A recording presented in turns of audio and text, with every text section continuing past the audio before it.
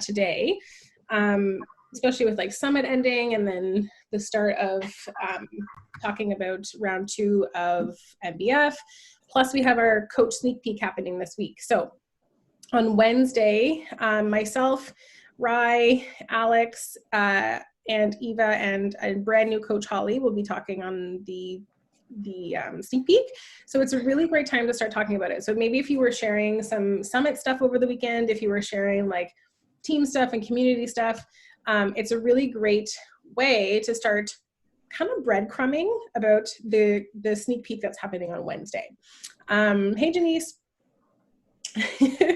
So what we're going to do tonight is we're going to talk to you a little bit about how to do that. And we want to kind of address, we've been going through some of the Success Club trackers as well over the past couple of weeks. And we wanted to kind of talk about just some of the bits and pieces in there as well and kind of just flush out some of those ideas. And then we're going to take some time to actually do some inviting tonight to the coaching opportunity. We'll share some of our scripts of how we're talking to people about it with you guys. So if you have a goal to like, if you're building to diamond, if that's one of your goals, then try to have at least 2 or 3 people on that sneak peek call come and listen to what we do and our kind of our journeys and our stories. Having that as kind of a goal of having at least 2 to 3 people is awesome, is great, because then you're going to have more people to talk to. So did we want to talk a little bit about the Success Club tracker first, you guys, before we go into the inviting piece? Sure, sounds good. Yeah. Yeah. Brad, did you want to take that?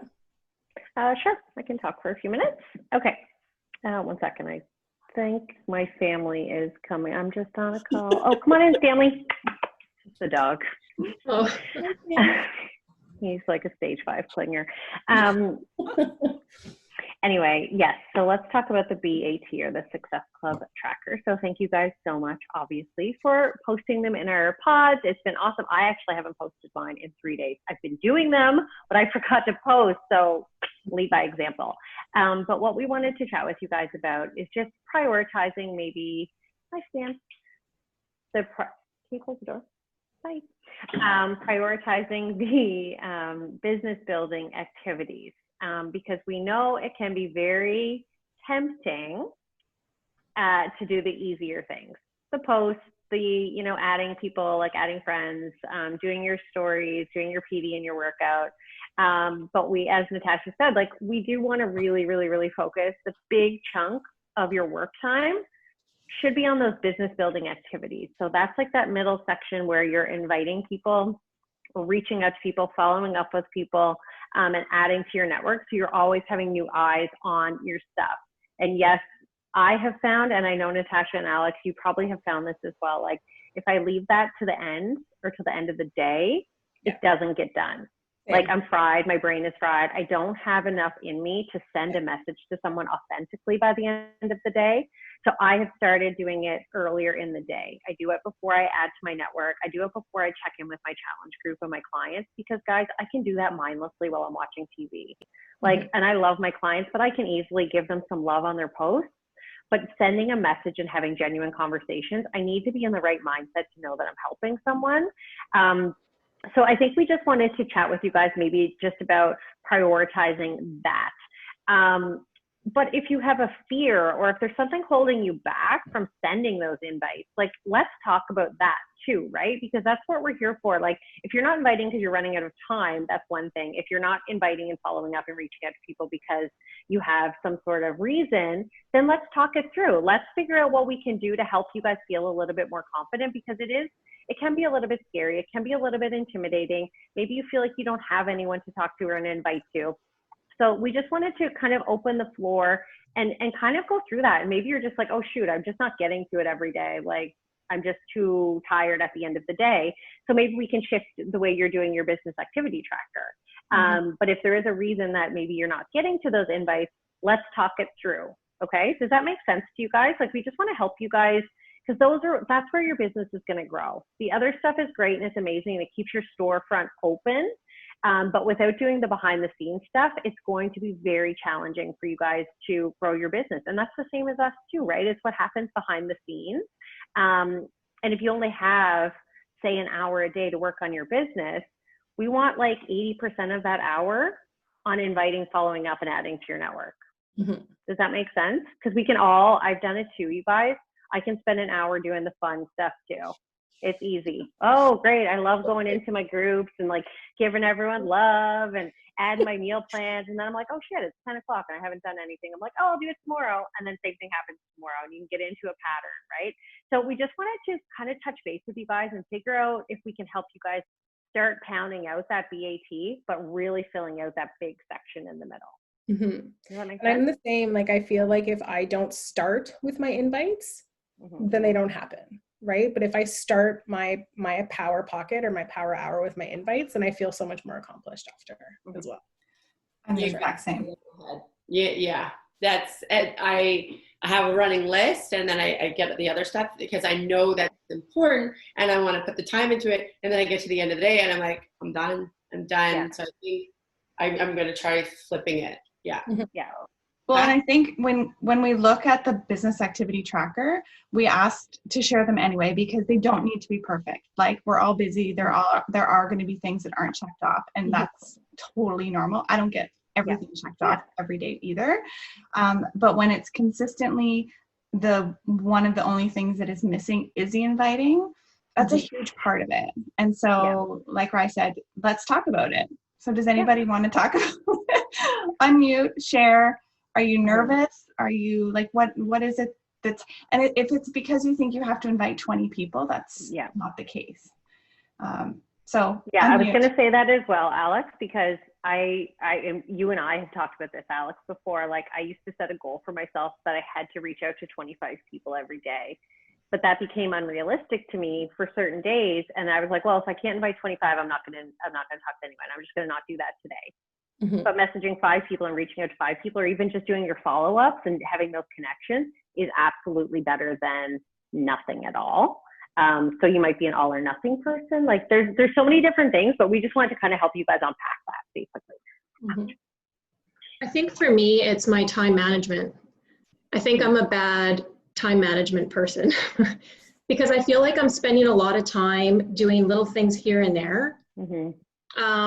But I'm not doing that. And I've noticed even like the last week or so, like, I'm starting to feel guilty because my family's like, Mom, you're always on your phone. And I guess I'm not being productive. Like, so I guess I need to focus on the things that are the most important, like inviting. But in the back of my mind, part of me thinks the more people I invite, the more conversations I'm going to have with them, which takes time, which is what I need to do. But yet, you know what I mean? So then I feel like I'm just adding more work for myself that I'm not managing well right now anyways. Like, right. So what about if you, and maybe this is helpful to other people too, and this is just like totally an idea, and Natasha and Alex, like, jump in if you think this is stupid, but what if you committed to doing invites every second day, so that the other day you could just focus on answering those messages? So you're not like, oh my God, my inbox is full and I have to invite 20 more people, and now you have all these messages, and it can become like, oh my God, I don't know what to do. But what if you focus maybe every second day on sending 10 invites or whatever, and then you focus the other day on your follow-up and connections? And that's what I did, Tara. So like, I work in the hospital, and some seasons of work are insane. And there are some days that like I barely get time to check in my challenge group. So during those like seasons of busy, I will flip how I do my business activity tracker, and I'll do exactly what I said. So I'll pick one day where I just focus on inviting, and then the next day I'll focus on the other stuff. And then I'm alternating, and so I don't feel like I'm overwhelmed. And having to have those conversations at the end of the day when you're wiped, it kind of takes that anxiety piece out of it, for me anyway. yeah, that's a good idea. I think too, looking at your days ahead of time and seeing where you can work your business and be intentional with that time. So, if you have an hour in the evening that you really want to just focus working on your business, like, communicate that with your family, communicate that with your hubby and the kids. Okay, mommy's got to do like 1 hour of this work, and then I'm all yours. And then just be focused and intentional on doing the things during that hour, and then put your phone away. Like, I have turned off all the notifications on my phone. So I only go in and answer messages when I want to go in and answer messages.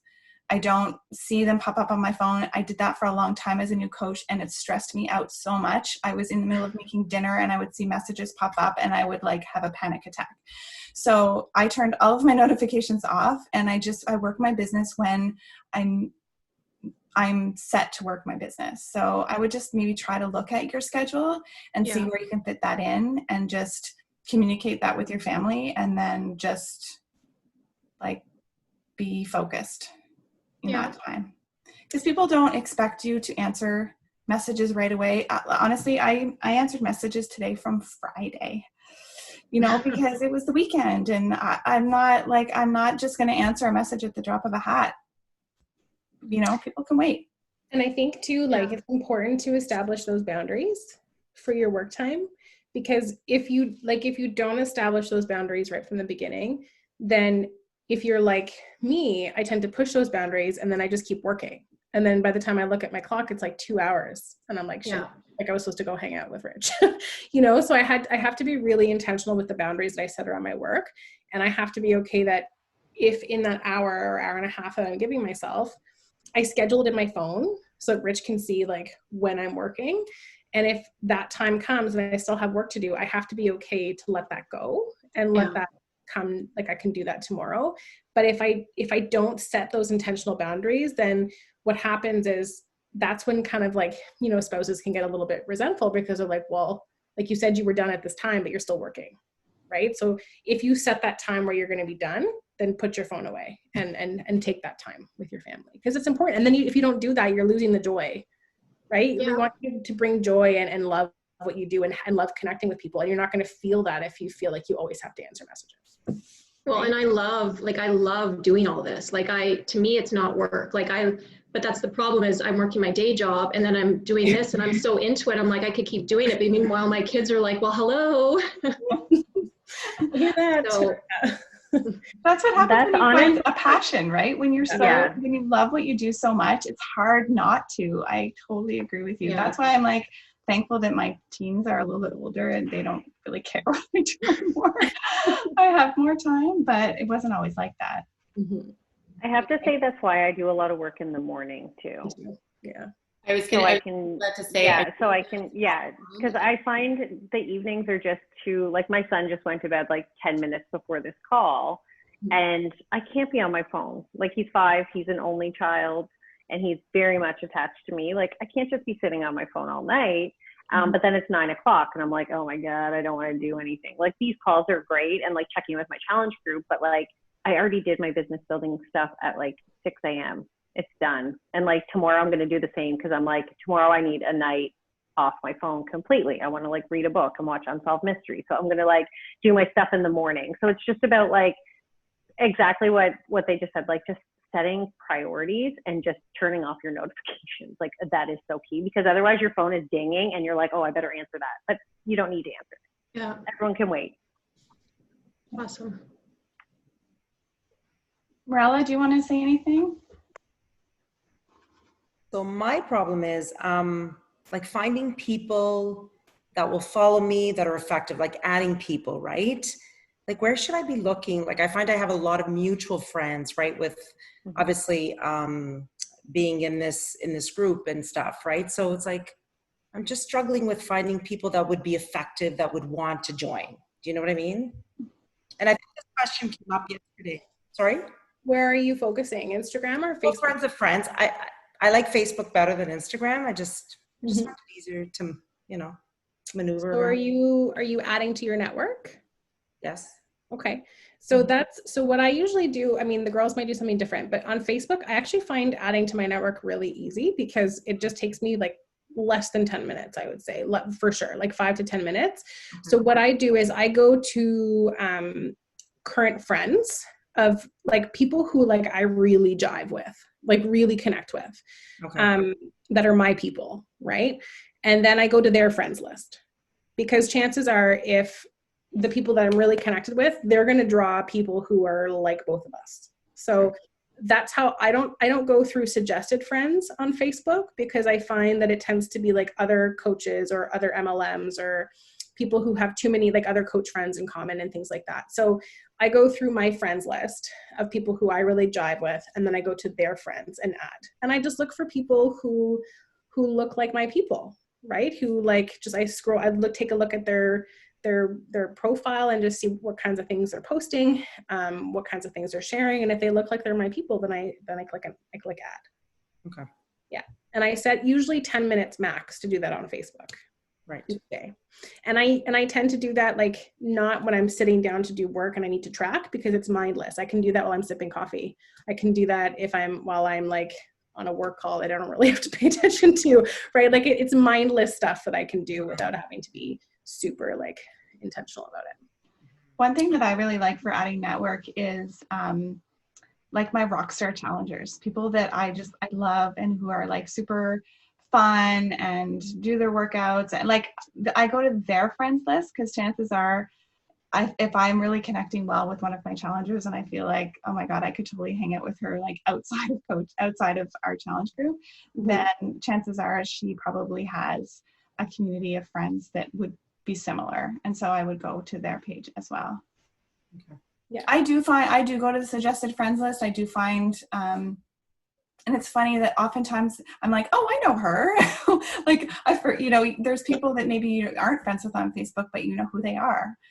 Like for me, my hockey family, like hockey community, I'll see people like, oh, I know her from the rink, and we'll connect with people that way. Mm-hmm. That's Facebook. Instagram is a whole other story with hashtags and, stuff like that. But I would start there. Okay, good to know. Yeah, Instagram is a little bit different. And we were talking about maybe like doing a different call later in the week or on the weekend or maybe next week about how to add on Instagram and where to find those things. But basically, if Instagram's your jam, I find like people that like influencers that I really, really like, or brands that I really, really like, restaurants, events, whatever, something that really speaks to me. And then I go to their followers and I do the same thing. Or you can look at your current followers and do it that way. Go to your current followers and then go to their followers. Mm-hmm. Same thing. A tip also, Marella, and I do this often when I'm inviting, like look at the people that are already following you. Mm-hmm. Because the way that the Facebook algorithms work, chances are they may not even be seeing your stuff. And so often when I do my invites, I'll pick a letter. Like I'll start at the top of my friends list. You can organize them on the Facebook app on your phone. I don't know if you can do it on your computer, but on your phone, it actually starts from A, it goes from A, and I will just take 10 minutes and just do like 10 A's, and I will go to that person, see, what the last conversation was. It may even just be a connection. Hey, how are you? How are things going through COVID? Blah, blah, blah. Or it could be hey, I'm just trying out this brand new workout program. It's awesome. Would you like to check out a sample? And even if you haven't been in connection with them, just even that communication with them through Facebook changes the algorithm. And then all of a sudden they start to see your stuff, and all of a sudden more eyes are on your page, and that relationship chatting back and forth on Facebook kind of opens up the doors, if that makes sense. Mm-hmm. So don't forget about the current followers you have when you are going to invite. Even if they're not liking and commenting on your stuff, they're still following you. Mm-hmm. They're still your friend. Mm-hmm. Right?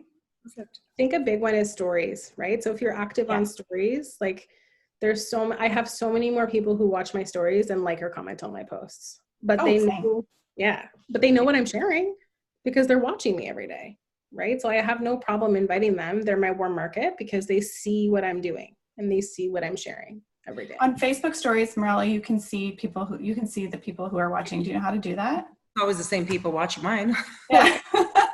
But the thing is, if you're not friends with people, it will say like there's one person that saw it, but you can't see that person because you're not friends with them, right? So you don't know who it is. Is your profile public or private? No, it's public. Oh, but it's weird because I always get that sometimes. There's like, oh, there's somebody that saw it, but you're not friends with them, so you don't. I don't know. It's weird. Mm-hmm.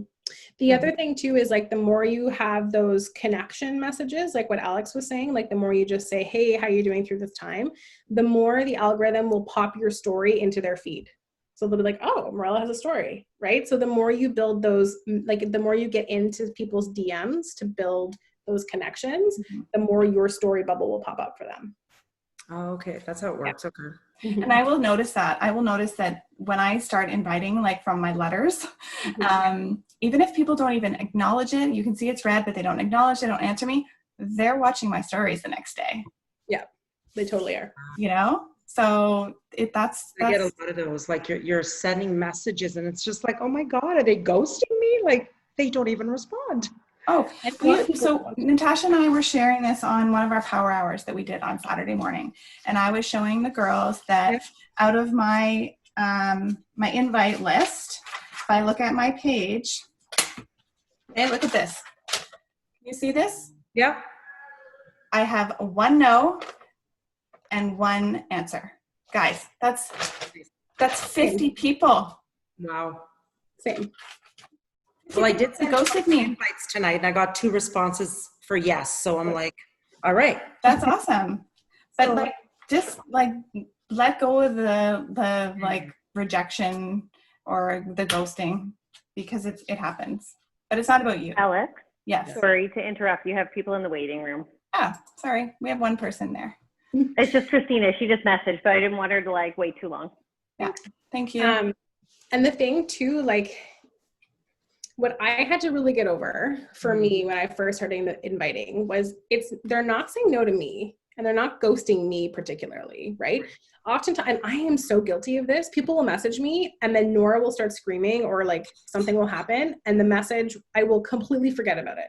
And so I've read it, but then it's like gone 5 seconds later in my Dory brain, right? So if I'm not re-inviting or like connecting, because oftentimes I'll make a connection like a week later and be like, hey, just want to check in. Thanks so much for following along with my stories. I really appreciate it. And they're like, oh my God, Natasha, I'm so sorry. I never responded to your message. I don't know what happened. Like it's not intentional most of the time. And I think if you remove like the ego side of things, for me, it was like a big ego thing. It was like they were saying something to like, they were saying no to me personally. We love this so much that we want to share it with as many people as possible. And if it's not the right time for them, that's okay.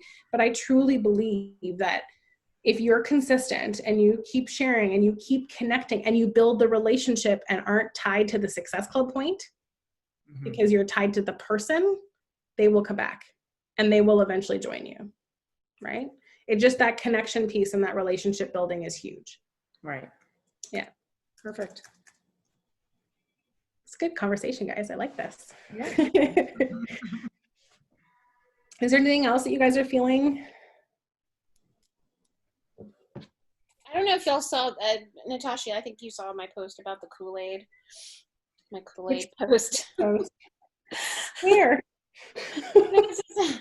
It was like a couple of days ago where I said, like, if people think I'm drinking the Kool-Aid, is the Kool-Aid was really tasty, whatever.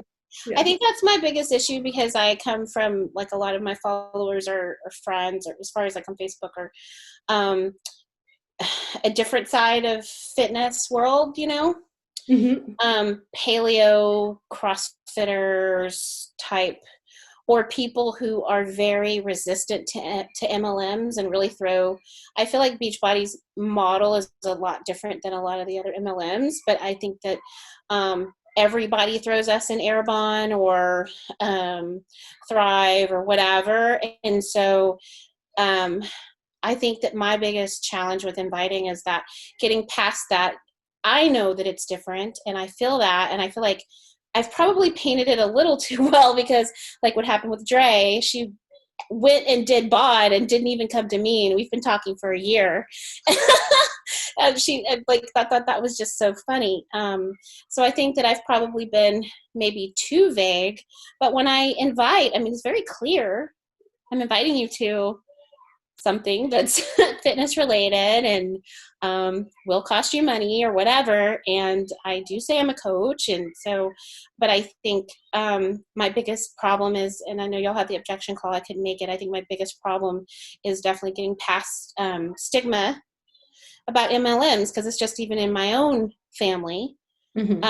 You know, in my own family, like, and just not seeing MLM, seeing this as like one of those, like one of those things Janice is doing. But I think that's my biggest problem. If I can officially get past that, I would do so much better at this. I think if I can really get past that part, my inviting would be a lot higher. So I think that's a self-limiting belief for you. And I think the only way you're going to get over that, one, is PD. But two is doing the things that scare you, right? And doing the things that scare you over and over and over and over and over again. And maybe for you, it's about like giving yourself, like reminding yourself of why you're inviting before you start inviting people, right? Like, why are you inviting people to do this with you? Has it changed your life? Has it impacted you in a positive way? Has it given you the results that you wanted or the community that you wanted? And I know you, and I know all those answers are yes. So that's what you lead with, right? If you lead with confidence that that's what you're offering people, then for me, it would give me that extra little boost of confidence to kind of help me get over that inviting hump. And I find even now, because I'm a naturally anxious person, and because I tend to overthink every decision that I make, if I have a lag, like if something happens and I go like a couple days without inviting, I still feel anxiety because that's just how my brain works. But once I get in the groove and I actually just start doing them, then that anxiety goes away. It's almost like an anticipatory anxiety for me. I don't know if that makes sense. But I think that it's common.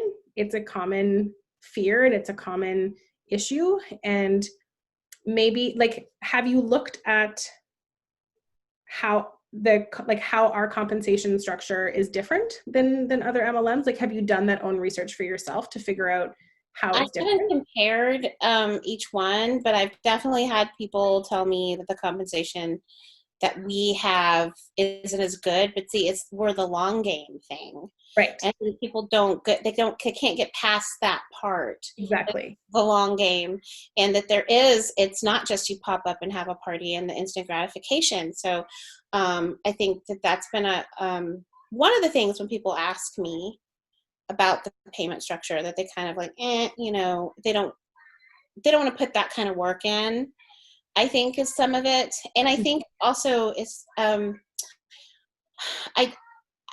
think the problem that I can't get past this whole inviting thing is not that I don't believe that. I think that if I structured an invite that was very much me, my problem is that it might be a little too long-winded. So maybe I structure something and then have you look at it, Natasha, or put it in the group.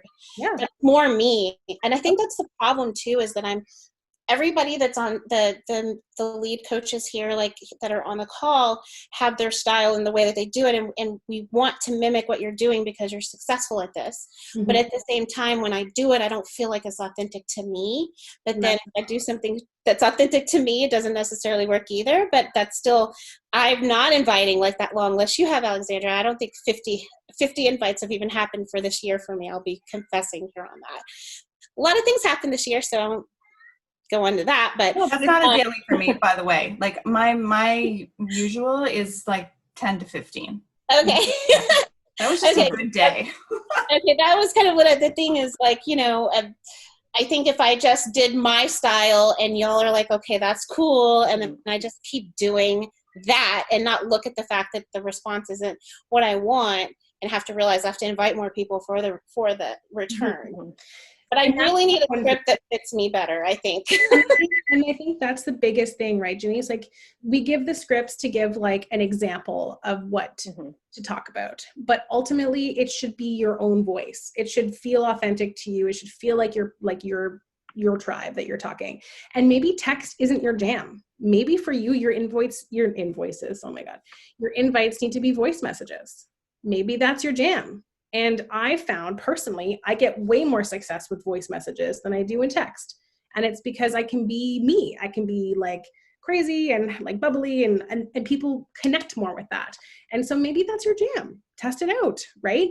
But what you said about like having the turnaround and the turnover, for sure. Like if you're only inviting one or two people every other day, you're not going to see the response, because it takes more than that, right? Like I showed you my 15 invites. I had 2 people that responded with they were interested. It doesn't mean they actually bought a challenge pack. It just means that they were interested, right?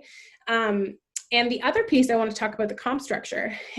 It is a longer end game.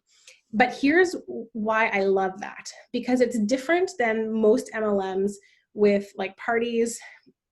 We're in the business of changing people's lives, and you can't change a life by having a party. I'm sorry. If people are into, like, if that's your jam, that's your jam, but you're changing someone's life, and that takes work.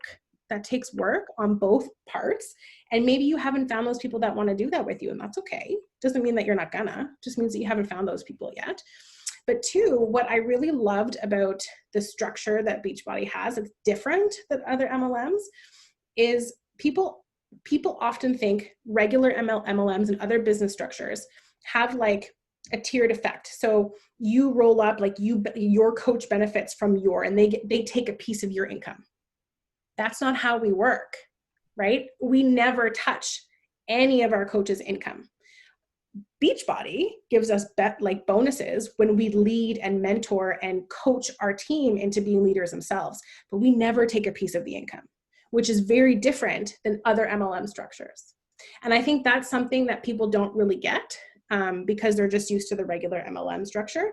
And so I've actually started to talk about it more, because I've had those objections and I've never addressed them. So now I'm starting to talk about it a little bit more on my stories, right? So the objections that I keep getting over and over and over again, I incorporate into my posting and into my story content. Because that's not a pyramid scheme. Pardon? Because that's not a pyramid scheme. That's not how, I mean, you're not taking from the pot. So yeah, I didn't even think to even word it the way you did just then. I think another thing that would be helpful, just in terms of talking to people, like you're going to hear a lot of hesitations and objections from people, whether it's the pyramid scheme, whether it's the cost, time, whatever, right? Like everyone had them. We probably all had them, right? So think about that. Like when I'm talking to someone or I hear those objections, I really use what we call like a feel, felt, found method for answering objections, and even just connecting with people. Like, how do you feel, felt? Yeah. How I feel, how you felt, and what you found to work. Like, yeah, I totally thought that this was like whatever you thought too at the beginning. Like, did you trust coaching from the very beginning? Did you jump in right away?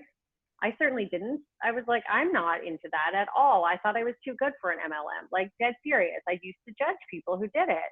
So I tell people that. I'm like, listen, I totally get that you think that that this isn't for you. I felt that way too, but here's what I found. And then people start to see like, oh yeah, that's exactly how I felt too. Like, and maybe they just don't know enough, kind of like what Natasha said. Like, it's part of educating people, but it's also just sharing that you probably felt similar from the beginning too, right? Like you probably felt like you didn't have time. You maybe felt like this was a pyramid scheme. Maybe you felt like it was too expensive. And just sharing that with people so they know that they're validated too. They're like, yeah, exactly. I totally felt that. But what you're saying makes a lot of sense. Like, thank you for even just sharing that with me. And I think that that's opened up a lot of conversations for me. And even like thinking about how long it took you to say yes to this opportunity. Janice, right? So you have to think that that's your tribe, right? Those are your people. So they just maybe they need more love. They need more community. They need more like conversation. They need more relationship building. Maybe that's all they need, right? I love this, guys. So we have 2 minutes left on this call, and we had planned to talk about a couple other things, and we plan to do some inviting, but this is exactly the conversation that we need, and I think it's super helpful. So I know some people were on the call before this, so I don't want to take any more time. I think this is probably good. But the few things that we did want to share, Team Cup coming up, which we're going to try to coordinate some great teams together within our pods. And obviously we have our coaching sneak peek on Wednesday, which I'm super pumped about. And we do have some scripts that we can share, but again, make them your own. Read them back to yourself. Does it sound like you? If you're not a hey girl or hey babe type of person, don't say that. make it sound like you. Invite your challengers, invite people who you would love to do this with, your best friends. You know, don't prejudge, right? You never know who could benefit from this opportunity like you have. So we'll share those in our pods. I'm sure we've got, some of you've got, like Brian, Natasha, you probably have them in your team pages as well. I'll probably do that too, but we'll share what's coming. Sounds I good. think we're probably going to time out any second. So it was so nice to chat with you, ladies. I will share the recording in our pods so everybody else can have a look. But thanks for sharing. Thanks, girls. Bye. Good night. Bye. Thank you. Bye.